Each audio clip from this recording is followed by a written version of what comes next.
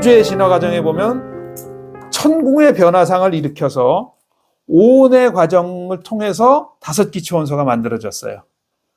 5기초 원소가 진화의 주체들이었어. 특히 그 중에서 양자와 전자가. 그러면 5기초 원소를 만들어내는 것은 천궁의 변화상을 만들어서 천궁의 변화상 과정을 통해서 5기초 원소, 별들을 만들어내시는 그분들이 창조주들이셨던 거죠. 우리의 공부했던 걸로는 일불승의 자리에 앉아서 태양성들을 탄생시키는 분들. 그렇죠? 그러니까 창조주도 한 분이 아니구나. 굉장히 많은 그동안에 우리가 지금까지 살아가면서 우리한테 알려졌던 것하고는 조금 굉장히 다른 부분이잖아요. 그런데 그러면 창조주면 되는데 왜 또 원천 창조주냐 이거야. 유일하게 그 창조의 첫 시작, 이번 법공진학의 가장 처음에 창조의 시작의 문, 우리가 봤더니 창조는 천궁을 만드는 과정을 통해서 창조주들이 등장하시는 거였잖아요. 최초의 천궁이 우리가 공부했던 게 뭐였어요? 정명궁이었잖아. 그죠? 최초의 천궁을 만든 그 창조의 능력을 가지신 분을 원천 창조주라고 이름을 한 거다. 그 다음에 석가모니, 하나님, 부처님. 보살불교 처음 공부하시는 분들은 이제 이 부분에 대해서도 굉장히 좀 이제 여러 가지 이 부분이 우리한테 인식될 때까지 굉장히 어려움이 있을 수도 있고 처음 들으시는 분들한테는 도대체 이게 무슨 내용인가 하실 거예요. 오늘 최종 다시 한번 정리를 해드릴게요. 일단 석가모니라는 부분은 말 그대로 석가라는 것 자체는 이제 그 어떤 종족을 표현하는 거잖아요. 석가족을 이야기한단 말이에요. 우리가 이 공부하면서 봤지만 묘족도 있고 여러 가지 종족들을 표현하는 게 있었잖아요. 그 석가족의 모니라는 것은 뭐예요? 성자를 얘기하지, 현자, 성자. 그러니까 석가모니는 그냥 호야, 호. 그러니까 석가모니라는 명칭 자체는 호예요. 이거 지금 기억하는 게 되게 중요해요. 요번 공부하면서 왜 석가모니라는 호가 탈취가 됐는지 이게 내용이 나오는 거기 때문에 그래서 사실은 하나님을 석가모니 하나님 중에서 원천 창조주이신 그 분을 석가모니 하느님이라는 표현을 쓰신 거예요. 그 뒤에 이제 왜 부처님 호칭이 같이 들어가느냐? 부처라는 호칭은 우리가 공부를 해보면 그 누구나 다 부처가 된다고 그러죠. 성불을 한다고 그래.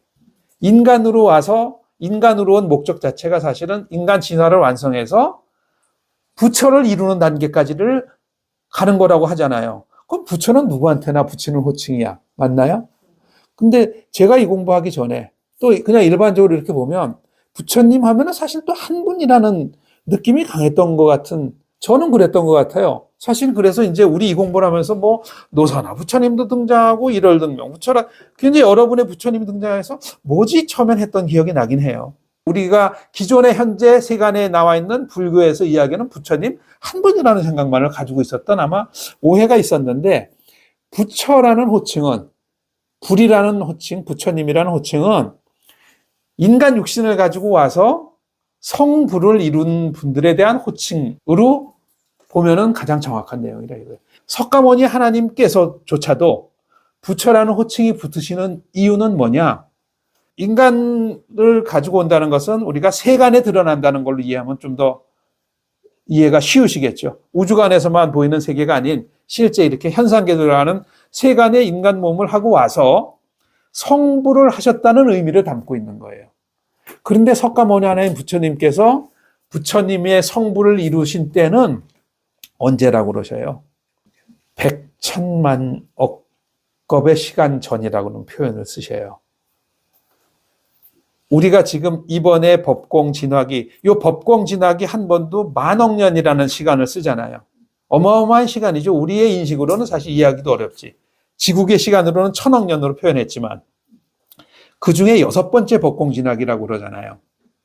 그런데 석가모니 하나님 부처님께서 6번째 법공진화기 그 이전부터 계셨다고 보는 게 가장 설득력이 있죠. 논리적으로도. 그렇기 때문에 지금 현재 우리가 공부하고 있는 이 6번째 법공진화기를 통해서 설명된 이 법공의 외부에는 현 법공 크기의 60배나 되는 보물우주가 있다는 표현을 쓰시는데 그 보물우주에 대한 어떤 설명이나 표현은 사실 지금 우리들이 알고 있는 논리적인 언어나 이런 걸로는 이해시킬 수가 없기 때문에 미륵 부처님께서도 그냥 그 정도만 말씀하시고 마셨거든요. 석가모니 하나님 부처님께서 부처를 이루신 그 시간대는 사실은 시간의 단위로 표현하기는 굉장히 어렵다. 우리가 개경계에 읽었던가요? 백천만겁 난조라고 그랬어. 이것은 아마 거기에 백천만겁 난조라는 것이 들어간 의미는 백천만겁이라는 시간에 사실은 석가모니 하나님 부처님께서 성불하셔서 오신 시간에 대한 강조가 아닐까 이런 생각이 들더라고요. 이것은 그냥 제 생각입니다. 아무튼 석가모니 하나님 부처님이라는 호칭은 그렇게 등장한 거예요. 그러니까 석가모니 하나님 부처님이라는 호칭만으로도 굉장히 많은 뜻을 담고 있죠.